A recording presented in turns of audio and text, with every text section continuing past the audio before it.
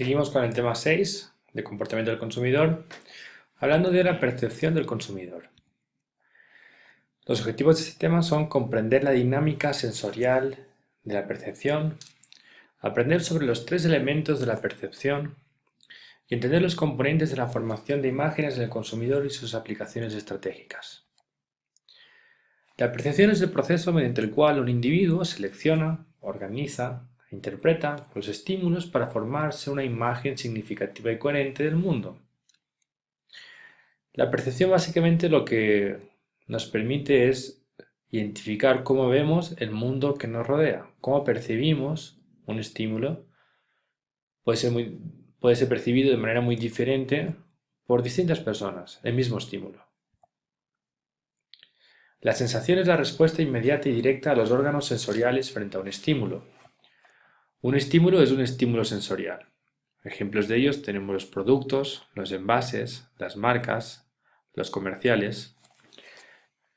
Por otro lado, tenemos los receptores sensoriales, que son los órganos que reciben los estímulos. Estos son el tacto, el olfato, el gusto, el oído y la vista. La sensación son las funciones sensoriales que nosotros recibimos como escuchar, oler, gustar y tocar. Estas funciones se activan para evaluar, adquirir y usar un producto, de manera que no se percibe de la misma manera un estímulo idéntico porque no todos tenemos desarrollados los cinco sentidos por igual. Por ejemplo, un hombre ciego podría tener el sentido del oído más desarrollado que otra persona que no sea invidente. La mayoría de comunicaciones de marketing se dirigen a la vista y al oído.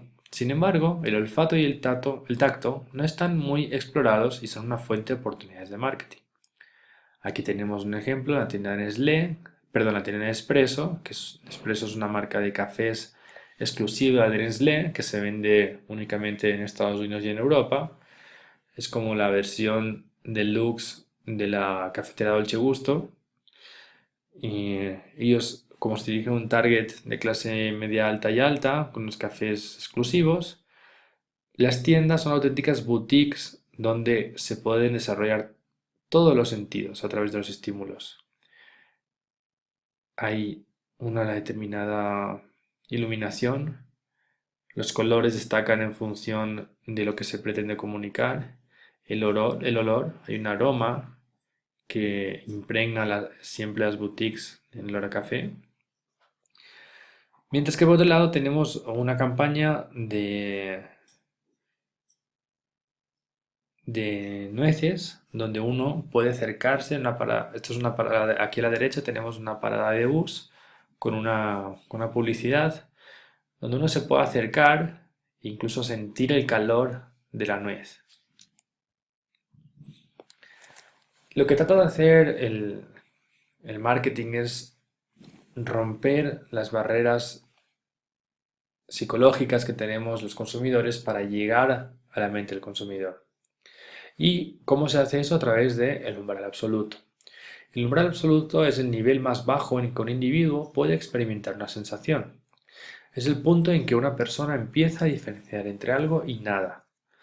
Decíamos que no todos los estímulos son interpretados por igual en las mismas personas, debido a que no todos tenemos desarrollados los cinco sentidos de la misma manera.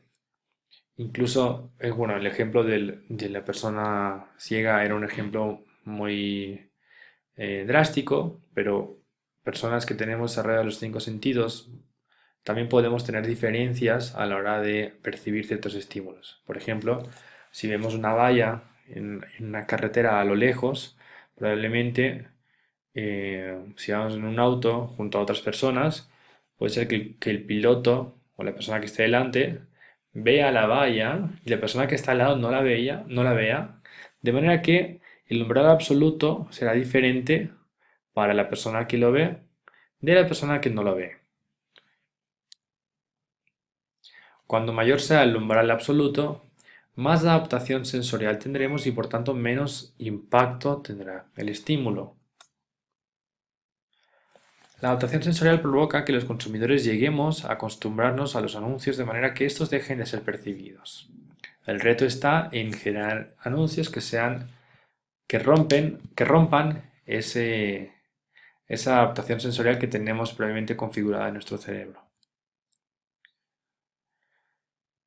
De la misma manera, el umbral diferencial es la mínima diferencia que se puede detectar entre dos estímulos diferentes. También se la conoce como la diferencia apenas perceptible o la ley de Weber, en honor a su autor. Un ejemplo de umbral diferencial lo tenemos en una garrafa de aceite. Si, por ejemplo, nosotros subiéramos $1 de 9,75 a 20,75, muy probablemente la diferencia sería apenas perceptible y seguiríamos comprando esa misma garrafa de aceite. Mientras que, por otro lado, si en la gasolina, donde pagamos $1 el galón de diésel, o en este caso de súper, $2 el galón de súper, y nos subieran $1, de 2 a 3 dólares, la misma cantidad que la del aceite, muy probablemente esto tendría un efecto importante en nuestro comportamiento de compra hacia esa gasolinera, en caso de que fuera esta la única gasolinera que hubiera subido el precio. Por lo tanto, como vemos, como el umbral diferencial es relativo en función de qué tipo de situación se encuentre el consumidor. La diferencia apenas perceptible entre los estímulos, también conocida como DAP, es una cantidad relativa determinada por la intensidad del primer estímulo.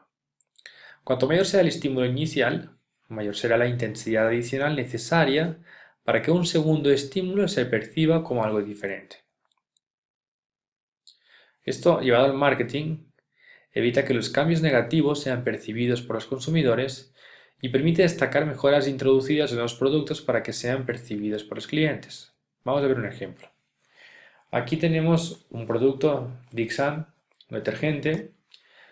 Pongamos el caso donde nosotros hemos conseguido abaratar el costo de fabricación y podemos tenemos dos opciones: ofrecer más producto por el mismo precio o ofrecer la misma cantidad de producto por un precio inferior. En este caso, si decidimos mantener el precio pero aumentar la cantidad de producto, lo que haríamos sería que el segundo estímulo, es decir, la variación del envase inicial respecto al segundo envase, permita evidenciar a simple vista que hay un cambio. ¿Sí? El estímulo inicial sería la caja de la izquierda, donde está el envase tradicional, y el estímulo posterior sería la caja de la derecha, donde vemos una diferencia totalmente perceptible. ¿Sí? A esto nos referimos con la diferencia apenas perceptible, con el umbral diferencial, es decir, cómo conseguimos destacar un estímulo en función de un estímulo inicial. En el caso de que nosotros quisiéramos, en el caso opuesto en el cual la marca tuviera un incremento en sus costes de producción y se viera obligada a subir el precio o bajar la cantidad, lo que haríamos sería tratar de que la diferencia apenas fuera perceptible. Es decir, trataríamos de minimizar lo que queremos comunicar, y es que o subimos el precio o bajamos la cantidad. Por lo tanto, cuando lo que queremos comunicar es positivo, tenemos que romper ese umbral diferencial para que la gente se dé cuenta, mientras que cuando lo que queremos comunicar no es positivo, lo que nos interesa es que el umbral diferencial sea apenas perceptible. Los seres humanos recibimos un constante bombardeo de estímulos a diario, de manera que en el subconsciente bloqueamos la mayoría de los estímulos que recibimos. Realmente seleccionamos los estímulos que queremos, los organizamos y los interpretamos de nuestra manera, de modo que percibimos tan solo una pequeña fracción de los estímulos a los que estamos expuestos. Y la selección de estímulos depende de nuestra experiencia anterior con el producto y de nuestras motivaciones en ese momento. Algunas maneras de romper esta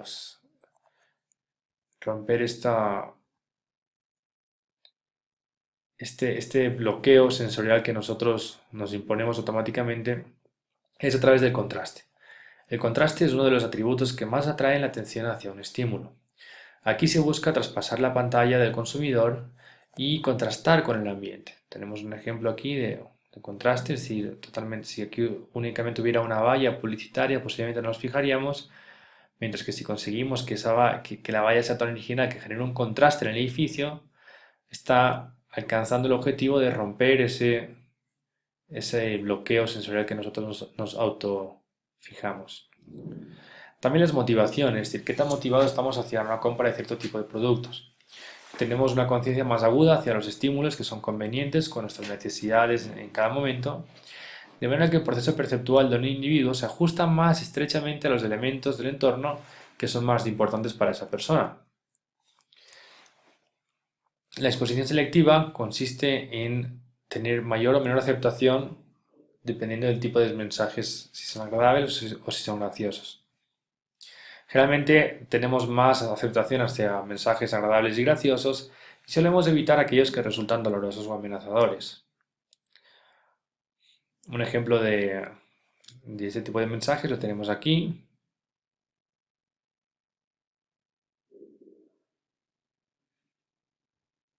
Otro ejemplo es este. Tendemos a bloquear los mensajes que consideramos desagradables.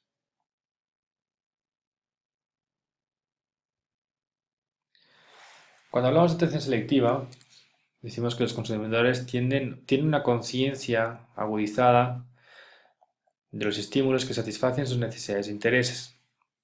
Generalmente existen diferencias entre los individuos en cuanto a la información que les interesa, y algunos consumidores son más sensibles al precio, otros a la apariencia, otros a la aceptación social, etc. Digamos que las motivaciones son diferentes. Aquí tenemos un ejemplo de diferentes motivaciones. Unas personas se orientan más por la aceptación social, mientras que otras personas se dejan llevar más por el tema del precio. Y la defensa perceptual es algo donde los consumidores suprimen de forma subconsciente los estímulos que les resultan psicológicamente amenazadores. Una forma de luchar contra la defensa perceptual es incrementando la intensidad de los estímulos.